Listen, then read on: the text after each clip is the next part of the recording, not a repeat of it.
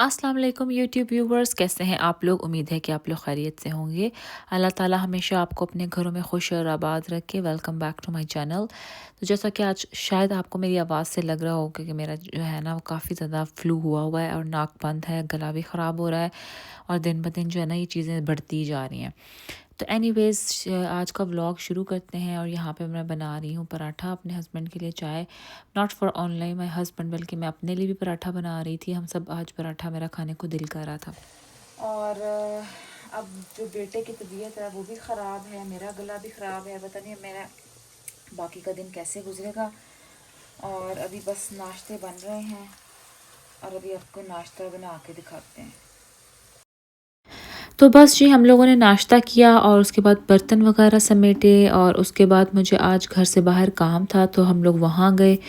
اور آج جو تھا نا موسم بڑا زبردست تھا، دھوپ نکلی ہوئی تھی اور ساتھ میں بارش بھی ہو رہی تھی، تو یہ بڑا مزے کا سین تھا۔ اکثر ہم جب پاکستان میں تھے نا، بچے تھے، تو ہم لوگ کہتے تھے کہ جب دھوپ بھی نکلی ہو اور بارش بھی ہو رہی ہو تو اس کا مطلب ہے کہ ڈولے شاہ کے جو چوہے ہوتے ہیں ان کی شادی ہو رہی ہے۔ پتہ نہیں یہ کہاں سے کانسیپٹ آیا، کس نے بات کی، لیکن ہمیں یاد ہے کہ ہمارا سارا بچپن ہم لوگ ایسے ہی کہتے تھے۔ اور مجھے بھی یاد ہے کہ جب بادل وغیرہ آتے تھے نا تو ہم لوگ کہتے تھے پنجابی میں، اللہ میاں می پا ککریاں خربوزے لا۔ تو یہ ساری چیزیں میں سوچتی ہوں آج کل کے بچوں کو کچھ نہیں پتہ، کیونکہ ہمارے ہاں وہاں پہ بادل بھر بھر کے آتے تھے اور برس سے بغیر چلے جاتے تھے، تو اکثر اوقات ہم لوگ اس طرح کی گانے گا کے نا بادلوں کو اپنی طرف سے روکنا چاہتے تھے۔ تو بس میں اپنا کام شام کر کے گھر واپس آئی، اور میرا آج نا کچھ اچھا مزے کا کھانے کو دل کر رہا تھا، کیونکہ جب بھی آپ کو زکام وغیرہ ہوتا ہے نا تو پھر آپ کا دل کرتا ہے کچھ اچھا مزیدار کھانے کا۔ دو آپ جو کچھ بھی بنا کر کھا لیں، آپ کے ٹیسٹ برڈز میں کوئی ذائقہ نہیں آ رہا ہوتا، لیکن پھر بھی میرا دل کرتا کچھ چٹپٹا کھانے کا، تو میں نے سوچا کہ چلو میں آج بناتی ہوں پاستا، کیونکہ بیٹے نے کہا کہ اس کا پاستا کھانے کو دل کر رہا ہے۔ تو بہرحال بس میں نے جلدی چکن نکالا فریزر سے اور چیزیں وغیرہ کاٹی، اور میں نے پھر پاستا بنانے کی تیاری شروع کی۔ تو پاستا بناتے بناتے نا میرا جو برین تھا، جس کو ہم دماغ بھی کہتے ہیں، وہ دنیا کے کسی اور کونے میں پہنچا ہوا تھا۔ یہ بہت دفعہ ایسا ہوتا ہے کہ ہم خواتین جن کا زیادہ تر وقت گھر میں گزرتا ہے، ہم جب گھر کے عام کام بھی کر رہی ہوتی ہیں نا تو ہمارا دماغ جو ہوتا ہے نا وہ دنیا میں کسی اور حصے میں پہنچا ہوتا ہے، اس میں کوئی اور ہی جنگیں چل رہی ہوتی ہیں۔ سم ٹائمز آپ اپنے آپ سے گفتگو کر رہے ہوتے ہیں، کبھی کبھار آپ کے ساتھ ایک اپنی وار شروع ہوتی ہے، ایک آپ کے پازیٹیو سارے پہلو بتا رہا ہوتا ہے، ایک سارے نیگیٹیو پہلو بتا رہا ہوتا ہے۔ تو آج میں سوچ رہی تھی، ایک پنجابی کی ہماری مثال ہوتی ہے، جنوں اللہ رکھے انوں کون چکھے۔ عموماً نا ہم لوگ یہ مثال تب دیتے ہیں جب کسی کا بھاری نقصان ہوتے ہوتے بچ جائے، لیکن میں سوچ رہی تھی کہ نقصان صرف ضروری نہیں ہے کہ ایک قدرتی آفات کی وجہ سے یا کسی ایکسیڈنٹ کی وجہ سے مطلب آپ کا نقصان ہوتے ہوتے بچ جائے تو آپ یہ اس مثال استعمال کریں، بلکہ اس مثال کو دوسرے رنگ میں بھی دیکھنا چاہیے۔ آپ نے اکثر دیکھا ہوگا کہ ہماری زندگیوں میں بہت سے ایسے لوگ ہوتے ہیں جو کہ آپ کو نقصان پہنچانا چاہتے ہیں، ٹھیک ہے، وہ آپ کی زندگیوں کو مشکل بنانا چاہتے ہیں، لیکن وہ یہ بات بھول جاتے ہیں کہ جو لوگ دوسروں کے لیے نقصان کا باعث بنتے ہیں تو اللہ تعالیٰ ان کی اپنی زندگیوں کو بھی ایسا ہی بنا دیتا ہے کہ وہ عبرت کے قابل بن جائیں۔ وہ یہ بات سمجھیں یا نہ سمجھیں، یہ بات یہ اب ان کے لیے یہ بھی ایک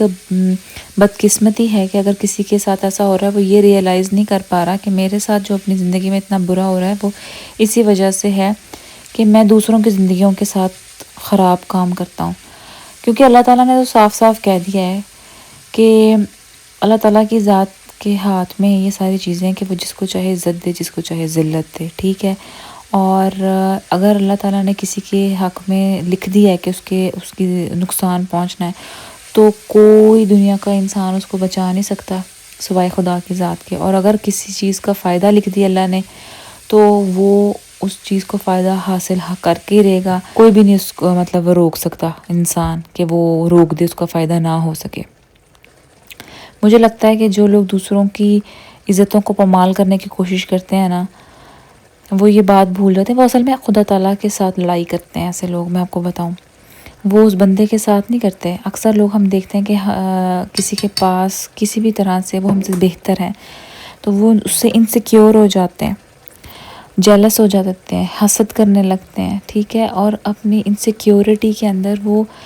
اتنے زیادہ نیچے گر جاتے ہیں کہ میرے خیال سے وہ ایسے گڑھوں سے گر جاتے ہیں جہاں سے ان کا اپنا نکلنا بھی بڑا مشکل ہے۔ یہاں پر میں آپ کو ایک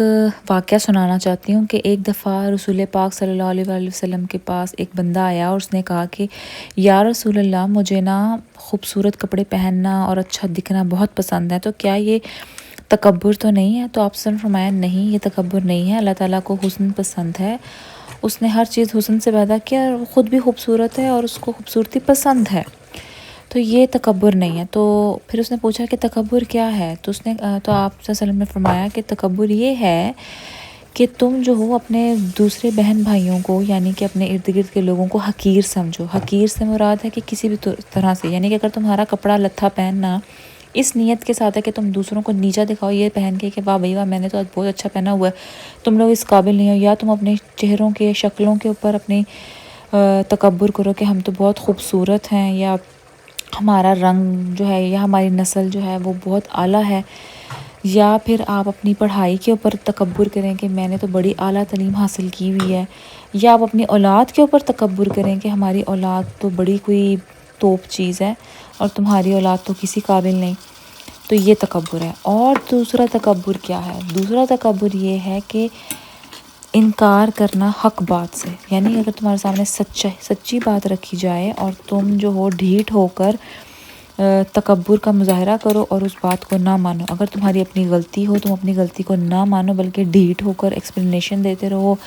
یا پھر اس غلطی کے اندر بھی دوسرے کا ہی قصور نکالو کہ کسی نہ کسی تمہارا ہی قصور تھا، تم نے ہی کیا، تو یہ تکبر ہے۔ اور آپ کو یہ بات ہمیشہ یاد رکھنی چاہیے کہ اللہ تعالیٰ نے کہا ہے کہ جس کے دل میں تکبر ہے وہ جنت کی خوشبو کو بھی نہیں سونگھ سکتا، ٹھیک ہے؟ تو اپنے جائزے ہم سب کو لینے چاہیے، اپنے گریبان میں جھانکنا چاہیے اور کوشش کرنی چاہیے کہ اپنے رویے ہمارے ایسے ہوں کہ ہم جو ہیں دوسروں کو تنگ کرنے والے نہ بنیں بلکہ دوسروں کے لیے آسانیاں پیدا کرنے والے ہوں۔ اور آپ بے شک میری بات کہیں لکھ لیں، آپ دیکھیں گے کہ وہ تمام لوگ اپنی زندگی میں جو کہ دوسروں کے لیے آسانیاں پیدا کرتے ہیں، دوسروں کے لیے اچھا سوچتے ہیں اور ہمیشہ عاجزی اور انکساری سے کام لیتے ہیں، ان کو اللہ تعالیٰ نے اپنا ایک بھاگ لگائے ہوتے ہیں، ان کے اللہ تعالیٰ ایسے ایسے جگہوں سے کام کر دیتا ہے نا، یعنی کہ وہ ان کو خود بھی ریئلائز نہیں ہوتا کہ یہ کام کیسے ہو گیا۔ اور یہی اگر آپ ان لوگوں میں شمار ہوتے ہیں، آپشن مطلب کہ برعکس جو سیکنڈ کیٹیگری ہے، جو کہ دوسروں کے لیے مشکلات پیدا کرنے والے ہیں،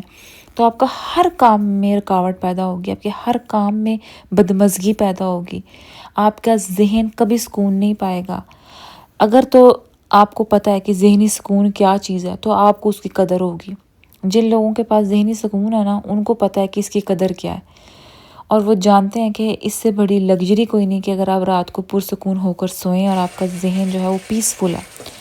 لیکن اگر آپ کو نہیں پتہ تو مجھے بہت افسوس ہے، آپ کو ایسے لوگوں کو اپنے پر کام کرنا چاہیے اور اپنے لیے دعا کرنی چاہیے، کیونکہ جس دن اللہ تعالیٰ نے آپ کی سارے عیبوں کو دنیا کے سامنے لا کر کھڑا کر دیا نا اور آپ کی عزت کو پامال کر دیا، تو دنیا میں کوئی بھی آپ کو بچا نہیں سکتا۔ تو اس وقت سے انسان کو ڈرنا چاہیے، ہمیشہ اپنے آپ پر غور کرنا چاہیے کہ کیا ہم کسی کے دل آزاری تو نہیں کر رہے۔ یہ بات ہمیشہ یاد رکھنی چاہیے کہ اگر آپ نے کسی کا دل توڑا ہے نا تو اس کو کبھی نہیں بھولتا۔ اور اس کی پرسنل مثال میں اپنی دیتی ہوں کہ میری کلاس میں ایک لڑکی تھی اور یہ بات ہوگی کوئی 7th کلاس کی، اور میں اس نے واقعی بہت چھوٹا بچہ ہوتا ہے انسان کوئی، اور اس کو اتنی عقل نہیں ہوتی ان باتوں کی، تو میں نے شاید جانے انجانے میں اس کا دل کہیں دکھایا ہوگا کسی بات پر، اور وہ لڑکی مجھے کافی سالوں بعد کالج میں ملی اور اس کے ساتھ میری تب بہت اچھی تھی۔ تو اس نے پھر مجھے بتایا کہ فلانے ٹائم میں ہم 7th کلاس میں تھے، یہ 6 میں تھے یا 7th کلاس میں تھے، تم نے میرے ساتھ ایسا کیا تھا جس کی وجہ سے میں بہت ہرٹ ہوئی تھی۔ اب آپ دیکھیں اس بات کو کتنا عرصہ گزر گیا، لیکن اس کو میں ہمیشہ اس بات کی وجہ سے یاد رہی اور مجھے اتنا برا لگا ریئلی۔ مجھے جب اس نے بتایا میں نے تہہ دل سے اس سے معافی مانگی اور میں نے کہا کہ پلیز مجھے اس بات کا میں تم سے واقعی اپولوجائز کرتی ہوں، اس ٹائم میں چھوٹی تھی اور انجانے میں مجھ سے یہ ہو گیا۔ تو سم ٹائمز آپ کو یہ لگ رہا ہوتا ہے کہ آپ نے کبھی کوئی غلط کام کیا ہی نہیں، لیکن ہم انسان ہیں، ہم سب سے غلطیاں ہوتی ہیں۔ اور اگر آپ کے سامنے کوئی کہے کہ آپ کے ساتھ ایسا ہوا ہے، تو بجائے ڈھیٹ ہونے کے اور سٹبن ہونے کے آپ اپنی غلطی کو مانیں اور اللہ تعالیٰ سے بھی معافی مانگیں، اور اس بندے سے سب سے پہلے معافی مانگیں۔ اور یہی باتیں کرتے کرتے میرا جی پاستا ریڈی ہو گیا ہے۔ اس میں نے تھوڑی سی چیز ڈالی تھی، آپ کے سامنے ساری چیزیں ڈالی، بس زیادہ کوئی میں نے چٹپٹا بنانے کی بڑا دل تھا میرا، لیکن میں نے زیادہ چٹپٹا نہیں بنایا کیونکہ ہم سبھی بیمار ہیں، بس منہ کا ذائقہ تھوڑا سا چینج کرنا چاہتے تھے۔ اور اس کو بس میں نے تھوڑا سا ڈھک کے رکھ دیا کہ اس کے اندر سے جو چیز تھی وہ میلٹ ہو جائے۔ پھر میں نے چپس جو تھی نا آلو فرائی کر کے وہ ڈالے اور وہ بھی اس کے اندر مکس کر دیے، اور کافی اچھا بن گیا تھا، مزیدار بن گیا تھا۔ اور دیکھیں جی کیسے چیز کی وہ بن رہی ہیں نا۔ امید کرتی ہوں کہ آپ کو میرا آج کا ولاگ پسند آیا ہوگا۔ جو بھی بات آپ کو پسند آئی ہے یا آپ اس میں کچھ اپنی بات ایڈ کرنا چاہتے ہیں تو پلیز کمنٹ سیکشن میں اپنے ویوز کا اظہار کریں۔ نیکسٹ ویڈیو میں آپ سے پھر کل ملاقات ہوتی ہے، تب تک کے لیے آپ اپنا بھی خیال رکھیں، اور اپنے پلیز ماحول میں اپنے لوگوں کے، اپنے ارد گرد کے لوگوں کے جذبات کا خیال رکھیں اور رحم کرنے والے بنیں۔ کہتے ہیں be kind and spread kindness. تو یہاں پر مجھے بہت زیادہ بھوک لگی تھی اس چیزی پاستا کو دیکھ کے۔ تو کل انشاءاللہ آپ سے ایک نئے ولاگ میں ملاقات ہوتی ہے، تب تک کہ میرے ولاگ کے آنے کا انتظار کریں۔ اللہ حافظ۔